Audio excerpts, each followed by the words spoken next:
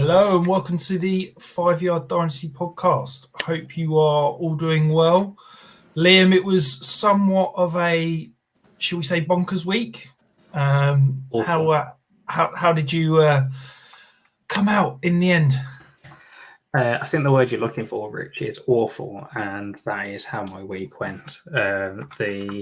Somehow I've managed to pull a win out of thin air in the one league that I thought I was probably going to lose in. I need 23 PPR points from Cup to win a title this week. Win a title? Yes. What league are you playing the final of the playoffs already?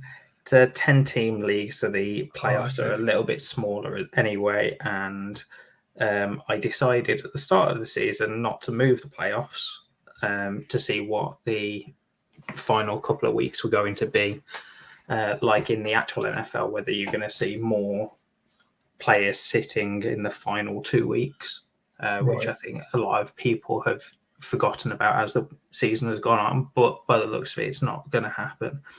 Yeah. That league, though, both me and my opponent have averaged around 150 points each week. And this week, my opponent's not hit 100. And I'm projecting not to hit 100. So it's just been an awfully low scoring week across the board. Yeah, it's been obscene. It's it's weird. We're talking on a Tuesday. Obviously, there's still games to take place. But I'm the same. I think I've counted it up. I'm pretty much likely to go 7-7 this week in playoffs, which I'll be honest is a hell of a lot better than it felt this morning when I was looking at things. But yeah, I lost in kind of the ones that I was most important to me in terms of I lost in my home league. I lost in a couple of high stakes ones, which was frustrating. But this is the beauty of fantasy football, isn't it? She is a gift and a curse. If it was predictable, we wouldn't be sitting there and spending the time that we do. But equally, when it's completely unpredictable, we say, "Oh, well, this is stupid." But yeah, you've got to love it. So before we dive into the rest of the show, keen to remind you, that's right, Liam, it's no cuts and your nuts time. So the support for the 5 Yard Dynasty podcast is brought to you by Manscaped, who are the best in the men's below the waist grooming. We still got that exclusive offer for you. You get 20% off free worldwide shipping with the code 5Yard. As I said many a time before, incredible product. And ensures no cuts on your nuts whilst you're tidying your downstairs. As it's Christmas week, Liam, if you're watching on YouTube and on Facebook, Liam, my supports. I was going to say supporting, but wearing the Christmas attire. As you'll notice, yes, I'm not wearing a Christmas jumper. Don't believe in Christmas jumpers. So I'm now wearing a Christmas t-shirt.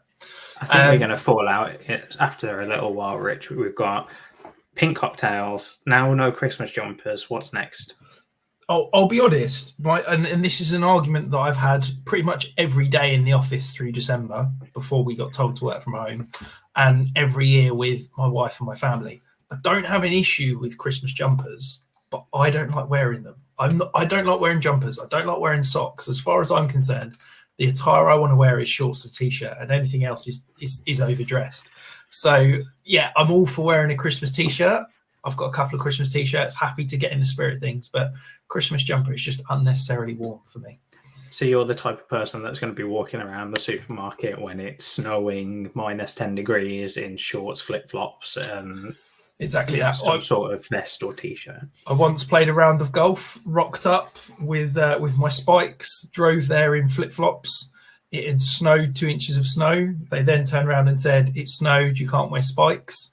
It'll mess up the greens." So I then proceeded to play the round in flip-flops. I'm pretty sure I got frostbite. Like, my toes were bright blue by the end of it. It was obscene. But I completed the entire round with wearing flip-flops. So I was quite proud of that. It's just flip-flops, really. So to continue the Christmas theme, I thought, it's Christmas. What best gift can I give Liam? So I gave him a week off of the cocktail of the week. I thought I'd step in, show him what a real cocktail's like. So the cocktail of the week is going to be sex in the driveway. So for those of you cocktail fans, This is basically Sex on a Beach, but it's better because it's not pink. So it is a bright blue Sex on the Beach. You make it is peach schnapps, blue curacao, vodka, and then whatever kind of mixer you can chuck tonic. I prefer like a lemonade or a Sprite, something like that. But yeah, is certainly my go-to cocktail of choice, shall we say? It's something that I'll have to try, but I'm thoroughly disappointed that you are not like making it right now. Don't worry, guys. I've got a lime daiquiri. I'm saving the podcast. We are still having cocktails here, even if Rich is being a little bit of a Grinch. I'll be honest, Liam. I've got 2 little boys under 4 who are both nursing colds at the moment. I'm expecting a restless night. So yeah, I'm on a nice cup of tea in a festive mug. I'd like to point out, okay. Got my Christmas mug. But yeah, no cocktails on a school night for me. That's for sure. So let's dive in, Liam. Enough cocktail talk. High scorers of the week. So crazy week, and I'm pretty sure there were some crazy high scores. Very crazy week, and let's just caveat that we still have 2 games to go as of recording. So these very well may change, but we had, as usual, 4-point touchdown for quarterbacks and PPR for every other position, no tight end premium.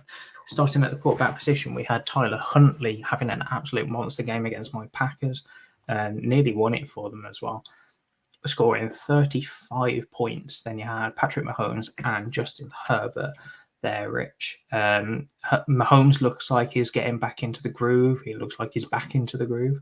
I know that there's a bit of news that's just come out, so we're going to have to wait to expand on that a little bit more. But Mahomes looks like he's back.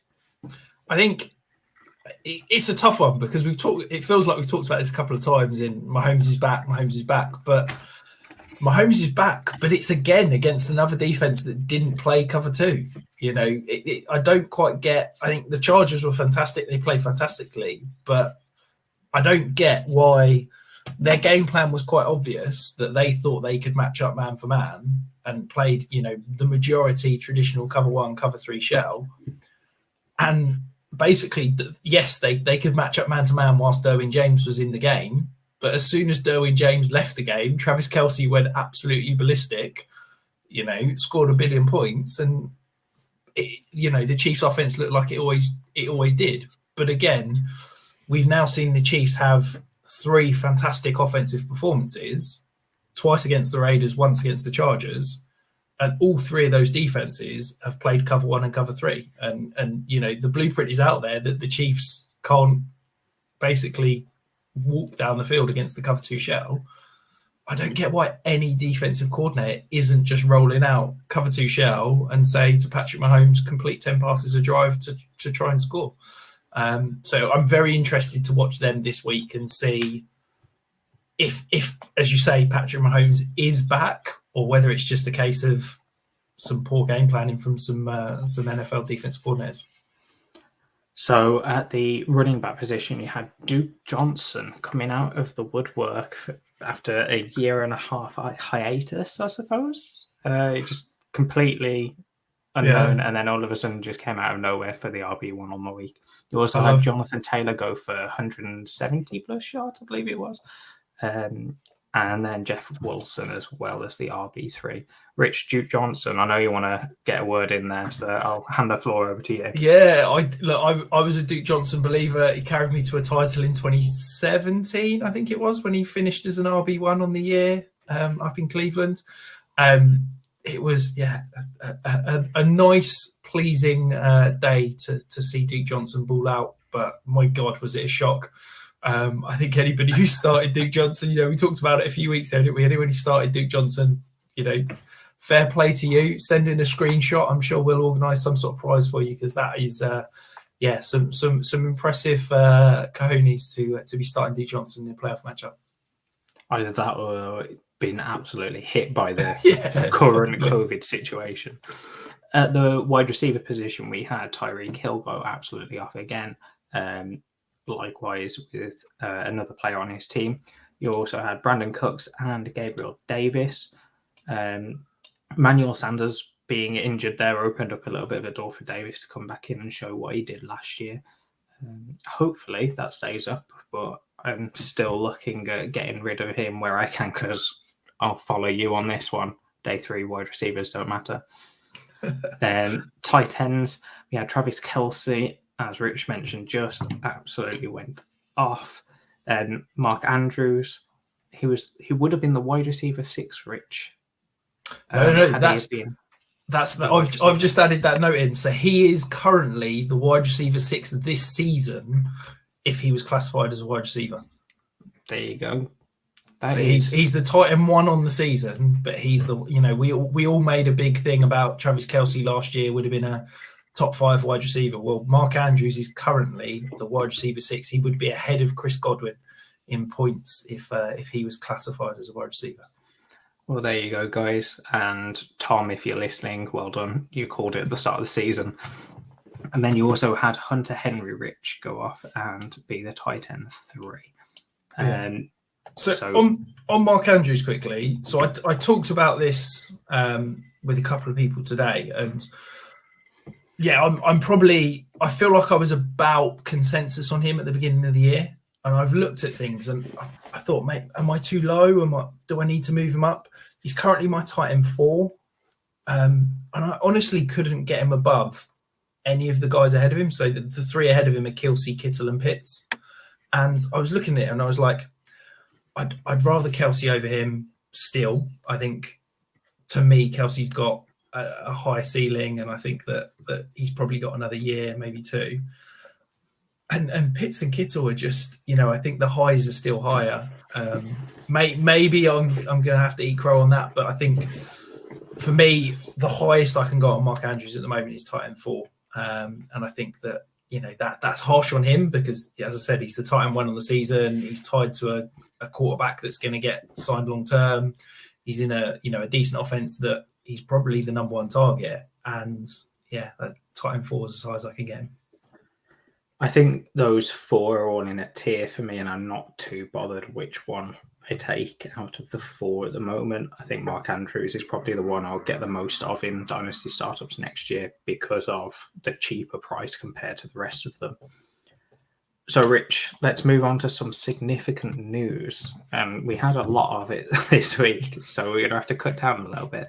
So, we'll start off with some injuries to start. So, Pat Freimuth went out of the game with a concussion. It's his 2nd concussion this season. So he's possibly losing this week, and maybe even longer because of it being a multiple concussion season. Rich, he was becoming a great tight end 2 in the class, in the rookie class, and then becoming an up and coming tight end that people are probably going to start building dynasty rosters around at that position specifically. What do you think this is going to spell for his value going forward? I think it'll be an interesting one because I think that he was one of these prime candidates to probably get overhyped. I think he's in that kind of, I'd say 3rd or 4th tier of tight ends. I'd lump him in with Dallas Goedert, Noah Fant, Mike Gesicki, Dawson Knox, those kind of guys that, he's shown as a rookie that he can be, a tight end 1 for your roster. But I always get concerned when someone shows something as a rookie that we almost overhype them and then their price just skyrockets. And I could have seen him being thrown in that, top tier with Kelce, Pitts, Kittle, Andrews, Waller. So I guess I'm kind of hopeful that hopefully the fact this is, another concussion, I think he's probably likely to miss. He's definitely going to miss this week, I think, from reports, and it could be held out a little bit longer because it is that 2nd concussion in a short period. I wonder if that will do enough to keep that price sustainable moving forward. That means he won't reach those kind of upper echelons of that kind of higher end tight end 1 as such. So, some more injury news, Rich. We've got Julio Jones with a hamstring likely done for the season. That's a big loss for the Titans, considering they've already lost A.J. Brown for a significant portion of time this season. and also lost Derrick Henry for the rest of the season. Although he's meant to be coming back for the actual NFL playoffs, not the fantasy football playoffs, so I don't think that he's coming back. I think the Titans would be smart to just wrap those three in cotton wool. I know AJ Brown's been designated to return this week, which means he could be back for fantasy rosters this week. But I wouldn't be shocked if they basically just say, look, we're pretty much in the playoffs. Seeding's kind of irrelevant. I think the Colts are probably going to take the division.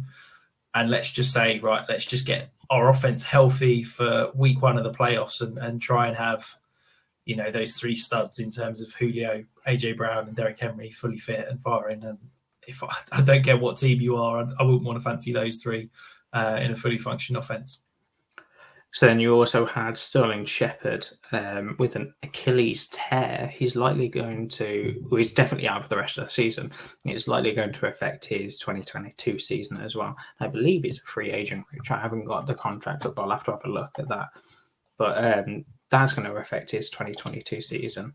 Chris Godwin, definitely a free agent going into next year, had an ACL tear during the game where Brady lost both of his top wide receivers in Mike Evans and Godwin, and also lost Leonard Fournette and put up 0 points, which didn't help me at all, as I had both Brady and Evans in my one league that I was trying to compete and take the title for, that I'm probably out in now. So yeah, Chris Godwin's ACL tear. You also have Joe Mixon with a left ankle sprain, and we don't know the severity at this point, but it looks to be something that we need to keep an eye on, because it could take him out for a good couple of weeks, or he could be back next week, or this week, should I say. Yeah, so first of all, quickly jumping in on Sterling Shepard. So he's not a free agent officially till 2024, but the Giants could save $5 million by cutting him next year. So I wouldn't be shocked if there's a cut with an injury designation for them to save money, because I can't imagine he's going to be healthy to play much at all next year. If it's an Achilles tear, you're normally talking at least 12 months. Joe Mixon, I think this was a sneaky one. It's kind of snuck under the radar for a lot of people. I think depending on the severity, this could be Joe Mixon's fantasy season over. We've seen him be super, impressive this year. His dynasty value has absolutely skyrocketed. In the latest DLF ADP, he was going as the RB4, which was mind-blowing to me. Hopefully it's not the dreaded high ankle sprain. He's able to come back this week, but it's certainly one, if you've got Mixon on a contending roster, it's certainly one to monitor, because that could be painful down the stretch. Although if you've got some RJP Ryan, he might be the next Duke Johnson or Jeff Wilson to be a fantasy stud for you in the playoffs. And then I mentioned it just with Godwin, but Mike Evans and Leonard Fournette, both with hamstrings, potentially done for the rest of the fantasy season. Rich, this is going to be a huge loss for every fantasy roster that has them on. And for the Bucs that are trying to get into the playoffs, I'd expect them to just hold off with both of them and be cautious for the next few weeks of the regular season and try and get them back for the playoffs, because that is a huge loss if they lose all three of those guys coming into the playoffs. Yeah, absolutely. It's big, it's big for the Bucs, who are potentially in the hunt for that number one seed. I do wonder if that could kind of put pay to that hope. But yeah, it's just a case, if you're the Bucs now, you're just hoping that they're fit for the NFL playoffs. I can't see them running back. Maybe we see the resurgence of Ronald Jones. Maybe he finally gets some fancy relevancy once again. And yeah, I guess it's good for the Bucs that they've forgotten all their morals and they've welcomed Antonio Brown back into the fold. Bruce Arians said, we'll bring back Antonio Brown, but if he makes a mistake, if he causes a problem, he's gone. He's on, zero tolerance. I'm not quite maybe sure, a little bit of tolerance now. Well, just faking the fact that you're vaccinated. What was it? Fraud? Are we calling it fraud? Was it committed fraud that he stole? I'm not sure whether they've called it fraud, but he definitely forged a vaccination card. Yes, I mean it's pretty much fraud, isn't it? Basically, Yeah, and but that's, as we said, that's that's obviously not a big enough digression to get released. So yeah, zero tolerance has been allowed a little bit of tolerance, should we say?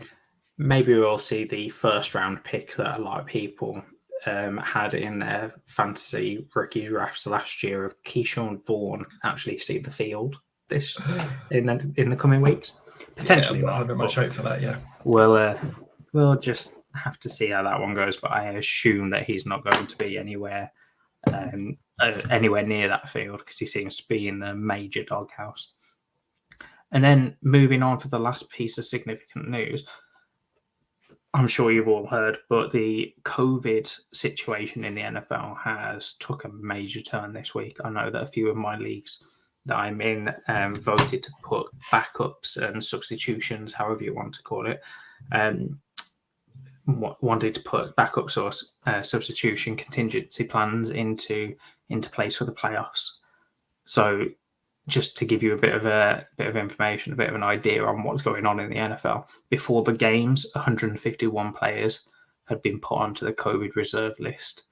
That's roughly 6% of the league, and I believe that number was even higher when the game started, and they're even higher than they are right now. So there's been two or three postponement of games, Rich? 2, I believe. It's 3, wasn't it? Because it was the 2 to today, and then the extra one to Monday night, wasn't it? Yeah. So it's 3 games. So 3 postponements. A lot of teams like the Rams, the Browns got hit last week. This week, it looks like it's going to be Kansas City. News broke today that Kelsey went on to COVID reserve yesterday, and then Tyreek's gone on today. So 2 major losses for 2 of the 3 Kansas City names we just called out in the highest scorer section, Rich. Yeah, it's painful, isn't it? A lot of fantasy studs didn't produce in week 1 of the playoffs, but 2 that did were Kelsey and Hill. And so people that own Kelsey and Hill have likely won their playoff matchups, and then you're probably going to be without them. I did see that Kelsey, they said that he's double jabbed, so he could potentially return in 5 days. So he's definitely not out of contention yet. I don't know about Tyreek Hill, so we'll have to listen over the next couple of days, see what comes out there. So diving into the Dynasty Stock Market. So big risers, big fallers. The first big riser, Liam, I did this just for you. So that is the tight end position as a whole. So of the top 3 scorers across any position this week, 2 of them were tight ends. We've already talked about them. Travis Kelce was the number 1 scoring player on the week, and Mark Andrews was the number 3 scoring player on the week. Hopefully this means that it proves that tight end is a viable position, and hopefully it will reaffirm its presence in the fantasy landscape. This just proves my point that I've been saying from the start. I don't have an issue with the tight end position specifically. It's just the fact that it is a go for broke and get one of the top tight ends. It's a premium or nothing position. You either get one of the top 4 at the moment, tight ends, top 5 maybe, if Waller actually plays, or you may as well just try and pick from the scrap heap of the rest of the league, because you have no idea who's going to go off. We've had multiple weeks this week where someone like a Jack Doyle has been tight end 1 that hasn't even been on people's rosters on the most part. So this, for me, just proves the point of get a top tight end or don't bother at the position at all. The only thing I would say on that is that the idea, that was the consensus opinion, is that people go tight end early, pay up for Kelsey, Waller, Kittle at the beginning of the season, or don't draft one at all. And yet we're seeing one of those middle round tight ends in Mark Andrews, who was, tight end 5, in some places tight end 6 in ADP. And yet he's now the tight end 1 in fantasy. And he's, as I said, equivalent to the wide receiver 6. The guy's producing. So I think, does that put paid to the fact that, yes, tight end, how early are we saying tight end early? Are we going to start saying, right, well, you've got to take one of the top 6 tight ends? Well, that starts stretching the parameters a little bit if we're going tight end early or not at all. No. So my tight end early was Hawkinson and Andrews were the back end, very last people I'd taken. Even then, I was probably taking wide receivers over them. So I will say that Mark Andrews was a bit of a miss for me. I was higher on him than a lot of people were, but I didn't want to take a tight end like Andrews that early. So I didn't think he was going to be the tight end one. I thought he was going to be more like a tight end 4. But yeah, that one was a bit of a miss for me, but I still don't like the fact that you're just calling the tight end 5 through ADP as not tight end early, right? If you're picking up Mark Andrews in the round 4 or 5 that I was seeing him go in, then that's great. That's where I would have taken him. But if you're taking Mark Andrews in the round 2, for example, that's why I wouldn't do it. So I'd much rather have a different person in round 2. His ADP at the beginning of the season, this is in redraft, not Dynasty, was a 5th round pick. So you can't say that that's tight end early because it's not. So to me, I think that he's perhaps. I just think if everybody at the beginning of the season was saying tight end, it's got to be Kelsey or Waller was the 2 that everybody was saying, and Mark Andrews has proved that maybe you don't have to be a top 2 tight ends to produce like it. I'm not saying everyone wasn't saying that because they were. I'm just saying what I was saying was not just the top 3 tight ends. I was taking Pitts out of the conversation because I didn't think Pitts was going to produce half as well as he's done so far this season.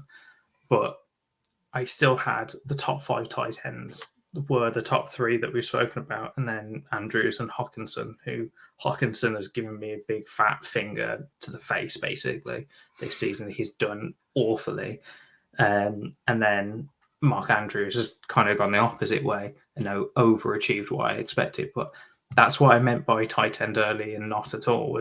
I said this before when we were doing startups, Rich. Hawkinson was the last guy I would take. Hawkinson and Andrews were in a tier below, and they were the last guys that I was taking. I wasn't spending any 8th round pick, 7th round pick on a Fant or anything like that. Even though I like Fant, I'd much rather try and trade for him afterwards at a cheaper value than a 7th or an 8th round startup pick that I was having to. I know, Liam. You don't have to explain yourself to me. I just enjoy winding you up. That's all. So moving to my second, have you just spilled your drink? Oh no, I thought you spilled your drink over your laptop. That was going to make me laugh. No, because it's got ice in it, condensates, and then it sticks to the coaster. That's all it is. You got to chill your glass. That's the problem there, Liam. You got to chill your glass. So the next big riser is Deebo Samuel. Okay, yet another top 12 week. So Deebo Samuel has played in 13 games. He is the wide receiver 3 in points per game. He is the wide receiver 5 overall. Through 13 games, Liam, how many top 12 weeks do you think he has had? I'll go with, I've seen him in the top 8 quite a bit, so I'll go with 9 games. That's a bit rich. He's a bit rich. He's finished in the top 12 7 times. Okay, I was only 2 off. That's not too rich, is it? No, but I was gobsmacked that he'd finished in the top 12 that many times. How many players do you think have finished in the top 12 more than Deebo Samuel this year? So finished the week as a wide receiver 1. So we'll have Cup, Adams, Tyreek, I'm going to assume is around that mark. Going to take a stab in the dark at 4. No, 1. So really? Cooper Kupp has finished as a wide receiver 1 11 times. Deebo Samuel 7, Justin Jefferson, Tyreek Hill 6, and then Chris Godwin, Devontae Adams, Hunter Renfrow, and Tyler Lockett 5 times. He has been a wide receiver 1, only beaten by Cooper Kupp, who's on a historic year. Let's not underrate that. So that comes to my kind of, I guess, big question that I'm considering. Are we too low on Deebo Samuel? Should he now be a top 12 Dynasty wide receiver. If you have been listening to me from the start of this off-season, from when I first came on, I am such a pessimist. I am not an optimist, and I am so risk-averse. So I have real trouble with putting Debo in the top 12. With that being said, I think there is a real void right now after you get past a good portion of players at the back end of the wide receiver 1 or the top 12 at that position, that I don't really know who else you can put at that back end of the position above Debo Samuel. Yeah, I don't know what you feel about this, Rich, but I don't really know where else you can go with Debo right now. I think he has to be at the back end of that. Yeah, so for me, he's now my wide receiver 12. So I guess for me, he's a back end wide receiver 1. I've just completed I do it every month, my ranks versus DLF ADP to see who I'm higher on, who I'm lower on. I thought I'd be higher than consensus on Debo Samuel, but Debo Samuel is the wide receiver 10 in the latest December ADP. So, he is very much in a solid wide receiver 1 from a dynasty value perspective as we speak. I think that with his production right now, that will be the case. But as we start getting on to next season, you might see that drop a little bit because of other players rising for one. So after free agency, potentially some trades going down, you might see some players or some of the dynasty community now naturally kind of just migrating over to a player and putting him above. So you could see, for example, Chris Godwin go up in value, much like we saw Kenny Golladay. Yes, the Giants wasn't a brilliant position, but if he went to a different team, you were probably seeing that value come way down. So maybe you see some players moving up during the offseason, but right now I think Debo Samuel is a top 12 wide receiver. My only concern is you either see the Trey Lance situation next year go one of two ways. You either see uncontrollable hype like we saw at the start of the season, where, oh my God, Trey Lance is going to be the next Kyler Murray, the next everything, and he's going to blow everything out of the water. And Debo Samuel is going to be his wide receiver 1, going for 5,000 yards and 2,000 touchdowns. You know what I mean? That's the sort of hype he's going to get. Or it's going to go the other way, and people are going to think, from the limited snaps we've seen, Trey Lance hasn't looked amazing. He's looked good, but not amazing. So are we projecting Debo Samuel too high? How do we know Ayuk and Kittle aren't going to be as involved? And I think you're going to see one of two ways, and I think the middle ground is probably where it is going to be. Maybe the answer is we don't need to worry about Trey Lance getting him the ball because he just lines up in the backfield. Maybe that's it. Maybe it's Debo Samuel. Maybe this time next year we'll be talking about Debo Samuel. Is he a RB1 overall rather than wide receiver 1? No. He's still going to be a wide receiver that lines up in the backfield. I'm only teasing. So the big fallers of this week. So it pains me to say this, but Jamar Chase, he has, basically he was on an unsustainable rate at the beginning of the season in terms of he was catching an obscene number of deep balls. He was catching, had a really high touchdown rate. We talked about it regressing, but hoped that he would see more volume and still be able to produce for you down the stretch. And here we go. He has scored over 14 points once in the last 7 weeks. He is certainly not the wide receiver 1 that some people were hyping. I think he's still an absolute stud. I think he's still in that conversation as a wide receiver 1, but it's not the second half of the year that we had hoped to see from Jamar Chase. No, he's one of the many people that we've spoken about already on the main Dynasty roster. I was looking at contending and potentially trying to take home a lot of money this season. So that roster included Mixon, that we've also spoken about in the significant news for an injury, Mike Evans, Brady, along with a couple of other players. But Yeah, I know firsthand that Chase has been a bit disappointing at the end of this season. Hopefully he turns it around. But the thing that I kind of started to see is maybe it was Higgins coming back and being fully healthy that has kind of made this downturn for Chase. Maybe that he came into the year and defenses didn't really know what he looked like, and then they took him by surprise, and now I need to watch the tape to see more of this, but maybe we'll start to see Chase open up a bit more now that Higgins and Boyd last week had a good game as well. So maybe we'll start to see defenses gravitate a little bit more over to them. But I say that, and the Bengals seem to not be able to do anything when Chase is covered. So, or not win games, should I say, when Chase is covered. So maybe this is the winning formula for NFL teams to win.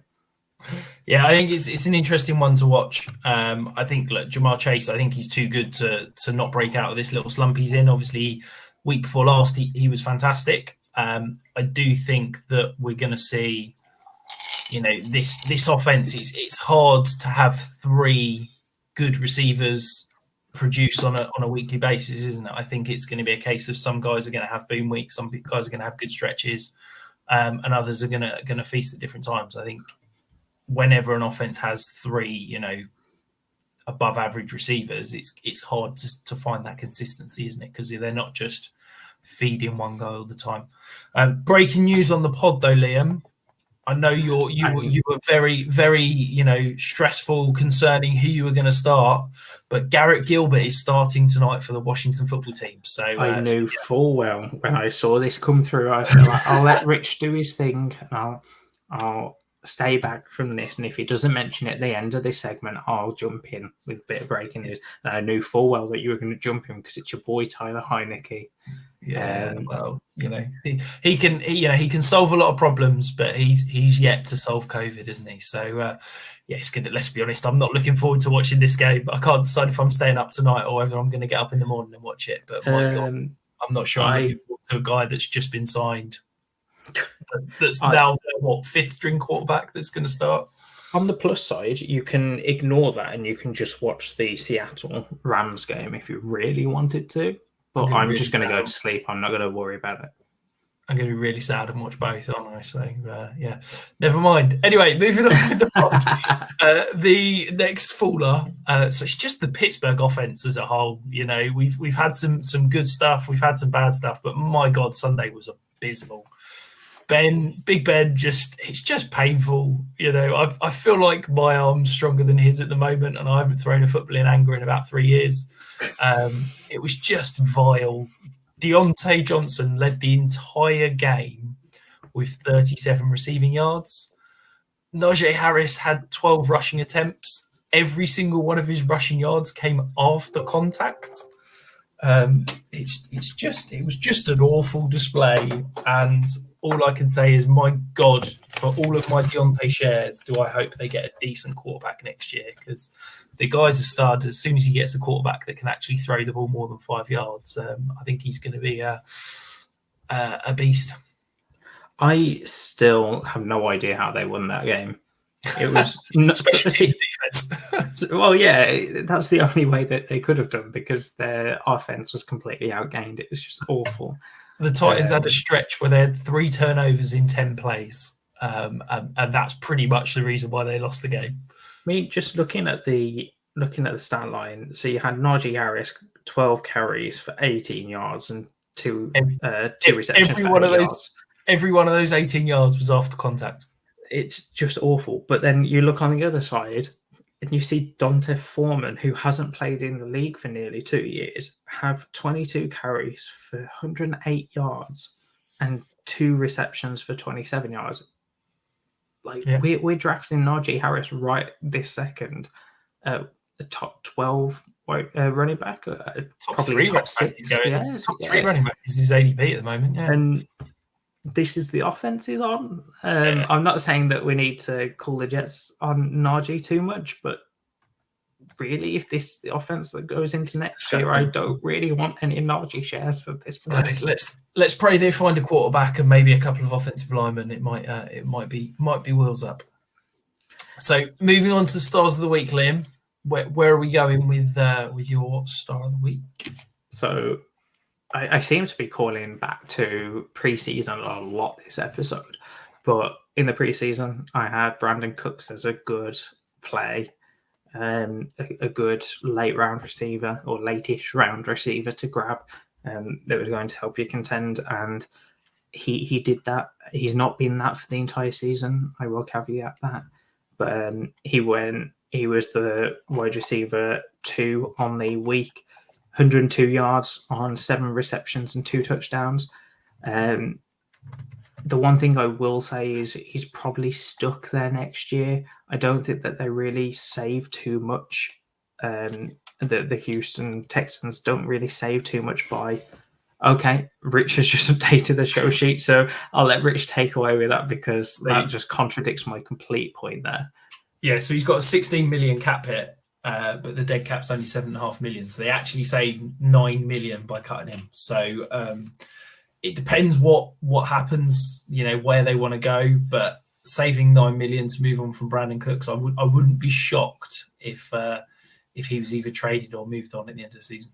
Which is crazy to me because he has had, I think it's 5 or 6. I think it's 6 of the 7 years in the league. He's been a 1,000-yard receiver, and he's on pace for 1,100 yards this season, which would have been 1,000. He's I think it's 55 yards away from 1,000 right now after the last game, and I think that's crazy. It's he's been on 4 NFL teams. He's been traded 3 times, and he's still only 28. It is crazy, but I wouldn't be shocked if we see him moved, and potentially it could be a really nice wide receiver 2, wide receiver 3 for a team to go and grab. He would be, but I think in terms of Dynasty, Rich, where do you have him right now? Because I like him again as another lower end guy that you could probably get as a wide receiver 3 and feel comfortable in your flex spot every week. Maybe wide receiver 4 on your team, but I don't know how they had him. And, I'm just looking up. So he's currently my wide receiver 44 in my ranks. Okay, so he's about your wide receiver 4 then. Yeah, in the wide receiver 4 tier.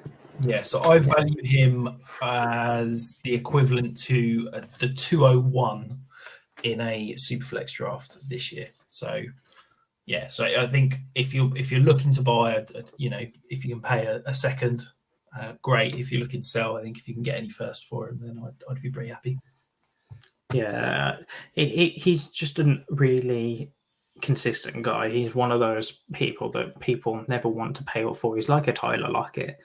No one ever wants to pay up for him, even though he has good end of season numbers. The reason is because he's the perfectly inconsistent player in that he is consistent on a year-on-year basis in that he is going to finish as a wide receiver 2, wide receiver 3 and have really good stats at the end of the year.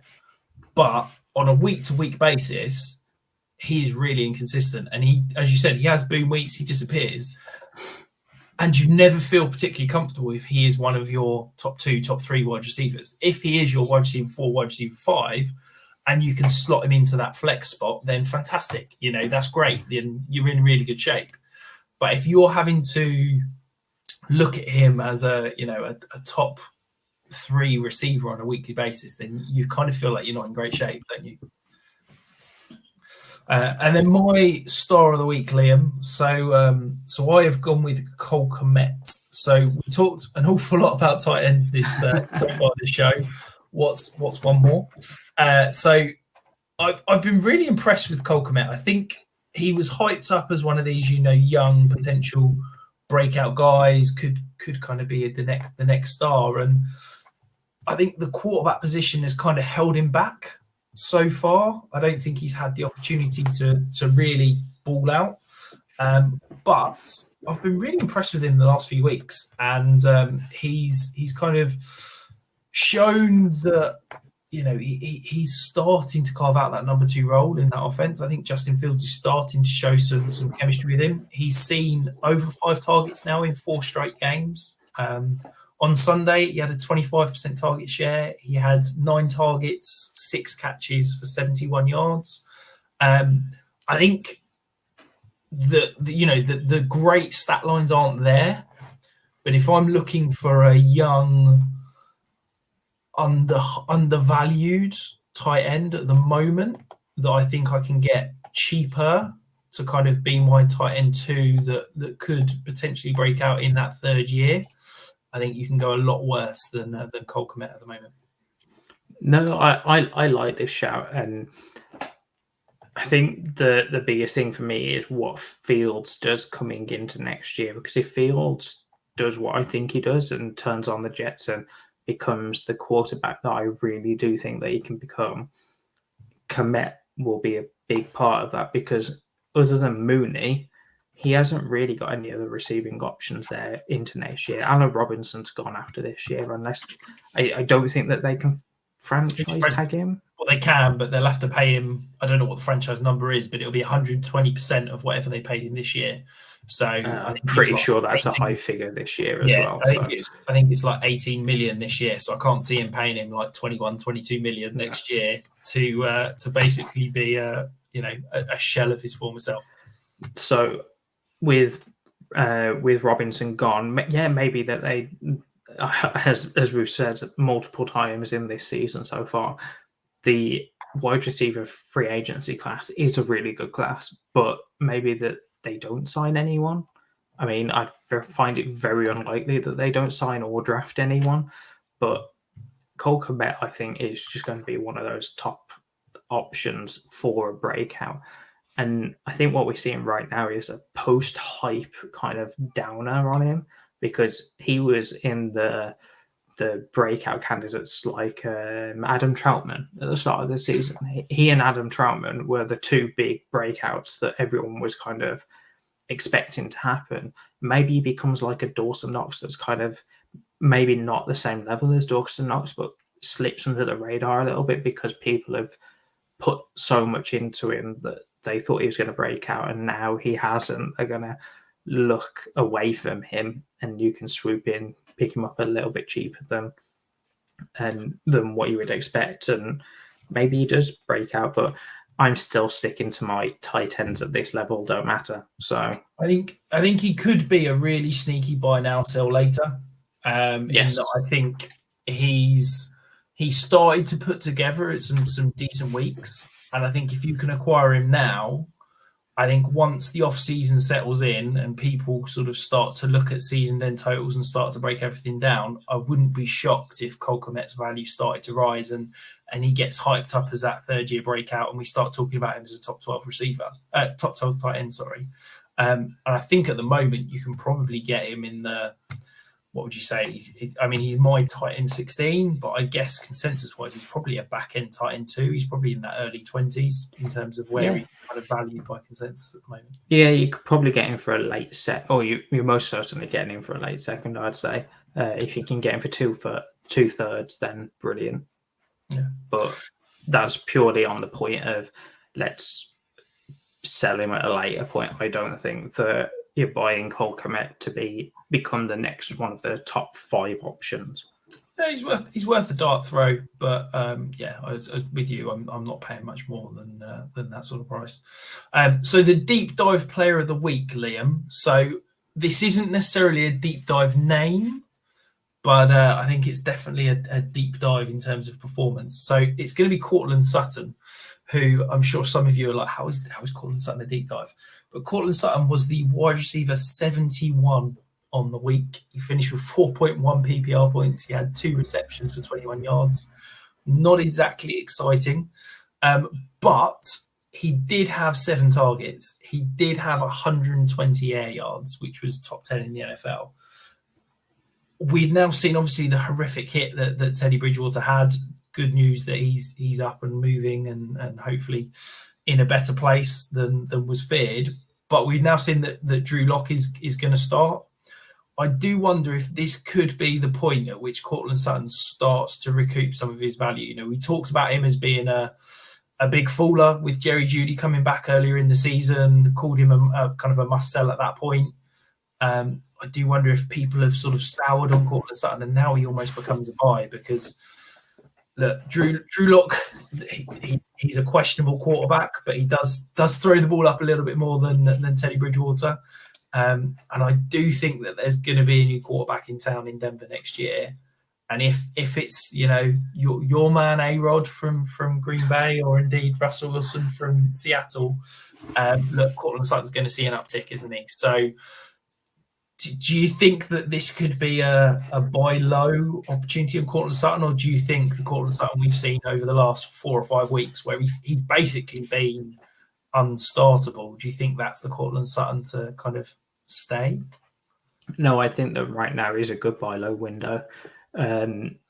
You're probably seeing a new quarterback coming in next year. We said this at the start of this year. You're seeing a new quarterback, and then they got Teddy Bridgewater.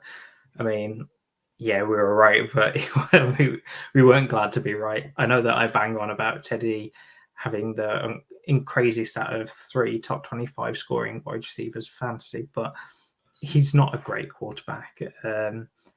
I think that if they do get a good quarterback in, that Cortland Sutton becomes the one again. I don't think Jeudy becomes the one there. So I do like it as a buy now, like a buy low window for Sutton, especially knowing that he had 120 air yards. And if he connects on any one of those, that wide receiver 71 week becomes a wide receiver 40 plus week easily. Yeah, I think he's got, you know, he is an elite talent. I still believe that he's a, you know, top 20 talented NFL receiver. I think as a prototypical X, you know, he can run the deep routes. He's good at the contested catch. I really think he's a very talented quarterback. The problem's been is that he doesn't mesh with Teddy's style at all. You know, Teddy doesn't like to throw those contested catches down the sideline. So if Drew Lock's in, could we see an uptick for Cortland Sutton now? I hope so. And as soon as a new quarterback comes in, I think it's only going to be an uptick for Cortland Sutton, because I think you can probably get him quite cheap at the moment. He's proven that he can be a top-end receiver as well. Only 2 seasons ago now was he a top option before his ACL. I think I'm pulling this literally off the back of my head, so I may be completely wrong, but I believe he was wide receiver 19 in his second year. I'm frantically trying to Google it. But yeah, as I said, I've literally pulled that out of thin air, so I might be completely wrong. But we'll leave Cortland Sutton for the time being, Liam. We won't leave him. You are bang on correct at PPR scoring wide receiver 19 in 2019. That is, I knew my ability to retain completely useless information would come in eventually, and there you go. Pulled that out of thin air. Very proud of that. The spotlight player of the week, Liam. So this I wanted to go a little bit different. I was really coming to kind of almost talk it through with you, as much as I'm not sure I've got quite a specific decision or a specific value in mind. So I almost wanted to talk it through with you and sort of work it out as I went. So the spotlight player this week is Chris Godwin. As I said at the beginning of the pod, he is currently the wide receiver 6 in terms of PPR scoring at the moment. He obviously tore his ACL on Sunday. He is out for the season. I don't know this confirmed, but I'm guessing with the timing of the injury, normally it's like 9 months to a year. So I'm guessing he's probably going to be missing most of training camp, maybe, you know, touch and go to start the season. As you mentioned earlier, he is a free agent at the end of the year. Hopefully, you know, the Bucks do right with him and sign him to a big long-term deal. I'd be shocked if they let him walk out the door. But what are you doing with Chris Godwin? Do you think this is a buy low because we always try and buy low on injuries? Do you think that, I guess my concern with him at the moment is that normally I say go and buy low when a player's injured because I think their value drops. But the thing with Chris Godwin is that I don't think his value is going to drop because most people are already season's over. Most people are out of your, if you're in a 12-team league, 8 teams are out of the playoffs. So there's only 4 teams that are still playing. So I don't think we're going to see that big value drop because people are already looking to next year. So given the fact that he's now potentially unlikely to go through training camp, given the fact he's a free agent, given the fact that he might have, a delay to start the season, could now be an opportunity to sell high on Chris Godwin, which, I feel slightly sacrilegious saying, I'll be honest. What do you think? Help me out. As I said, I feel like I've just vomited a load of words at you to get my thoughts out there. Honestly, I'm in a very similar situation to you. I have no idea where to turn with this. So just looking at his end of season finishes, using PPR scoring as we always do, he in his rookie season didn't really do anything, and then he had the wide receiver 29 in 2018. Then he was the wide receiver 2, which is the season where he broke out, absolutely went mental, and that's where his price went massively up.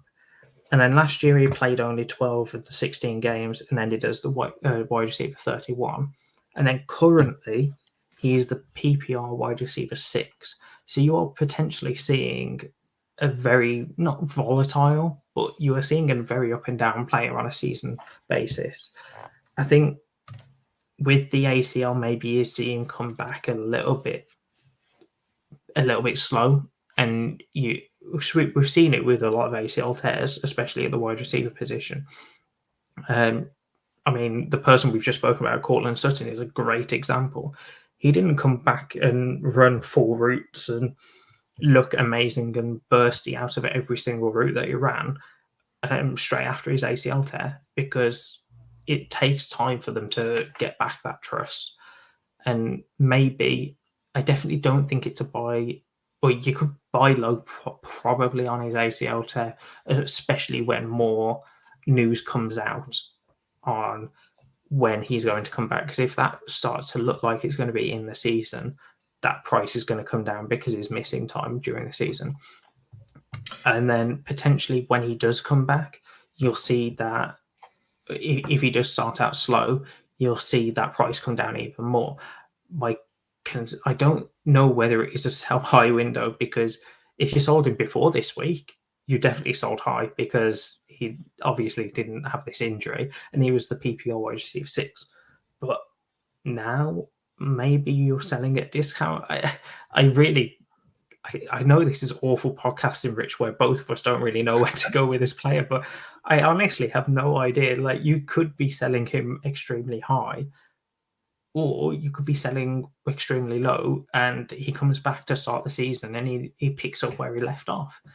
So I think for me, you also have the whole, sorry, Rich, but you have the whole free agency thing that is completely unknown, where he could do a Kenny Golladay, go to the Giants, where you think it, or at least I thought that it was an okay situation. Yes, it wasn't best, but he was going to be the wide receiver 1 and be okay with targets. And then Kenny Golladay has done what Kenny Golladay has done this year. Or he could do the complete opposite, where Godwin goes to somewhere that increases his value and then he doesn't do much, or he could do well in either situation. I think there's so many variables with Golladay. He's the ultimate risk play right now. If you are rebuilding, you can get him for cheaper than you could have done last week. And I mean significantly cheaper. Then I don't mind taking a shot on Golladay. Godwin. Godwin. So for me, I think, so in terms of team, scheme fit, that side of things, I don't think there's a better fit than where he is currently. I think he is the perfect slot receiver for that Arians offense. We've seen, as I put out on Twitter last week, no wide receiver in the NFL has scored a higher percentage of their fantasy points from the screen game. I think it was like no wide receiver was over like 15%, and Chris Godwin was at 30%. Like, he is very reliant on the screen game. But if you listen to Bruce Arians, the reason why he is used so much in the screen game is because he is an incredible blocker in the run game. And Bruce Arians basically says, my best blockers get the easy casters on the screen game, get the easy catches, because that's almost their thank you for doing so much hard work in the run game. And I think that he is a perfect fit in that Bucks offense. Yes, I am concerned about him being a free agent, but I'm fully expecting the Bucks to do what's right and bring him back, because I do think that Tom Brady's probably going to be back next year. And I think that if Tom Brady's back, then I think Chris Godwin's back. In terms of price, so he was the wide receiver 11 in DLF ADP at December. So that's obviously pre-injury. Post-injury, he's currently my wide receiver 13. He's dropped a couple of spots because of the injury. So in terms of value, so I've got him as worth the 104 in a Superflex draft this year. So for me, if I can pivot off Chris Godwin to, a wide receiver that would help me, if I could pivot from Chris Godwin to Deebo Samuel, I don't think you'll be able to, but that's absolutely a move I'm doing. If I can move off Chris Godwin for top 12 price, if I can get a couple of firsts, if I can get, a top 3 pick in a Superflex league, that's probably a move I'm making. If I can buy low, as in, a late first, maybe if I can move off someone like, I'm trying to think, like a Keenan Allen, I can go from Keenan Allen, go and buy Deebo Samuel. If I can move off perhaps an Amari Cooper to go and get Chris Godwin, that's absolutely a move I'm doing.